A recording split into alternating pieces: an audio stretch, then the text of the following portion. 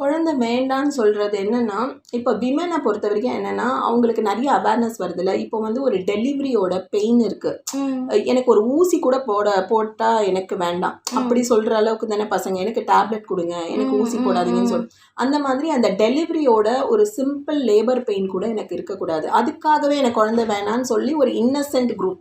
So எந்த ஒரு habits எதுவுமே கிடையாது. அது வந்து ஏன்னா அவங்க பேரண்ட்ஸோ இல்லை அவங்க கிட்ட நெருக்கமாக இருக்கிறவங்களோட டெலிவரிஸ் பார்த்துருப்பாங்க, சீரியஸ்னஸ் போயிருக்கோம், சி செக்ஷன் பண்ணியிருப்பாங்க, அதுக்கப்புறம் போஸ்ட் டெலிவரி நிறைய விஷயங்களை பார்ப்பாங்க, அதுக்கப்புறம் அவங்க வெயிட் போடுறாங்க, அந்த வெயிட்லேருந்து அந்த அப்பியரன்ஸ் போகுது. ஸோ இந்த லெவல் ஆஃப் டிஃப்ரெண்ட் 4-5 ரீசன் இருக்குது. எந்த ஒரு ஹேபிட்டில் இல்லாத ஒரு நல்ல வளர்க்கப்பட்ட பெண்ணுக்கே அந்த ஒரு ஃபியர்.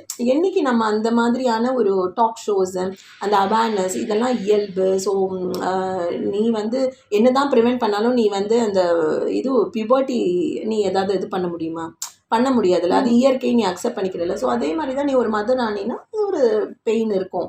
இப்போ நிறைய அட்வான்ஸ்மெண்ட்ஸ்லாம் வந்துச்சு, பெயின் இல்லாத லேபர்லாம் வந்திருக்கு. ஸோ இது மாதிரி நீ ஏன் திங்க் பண்ணுற?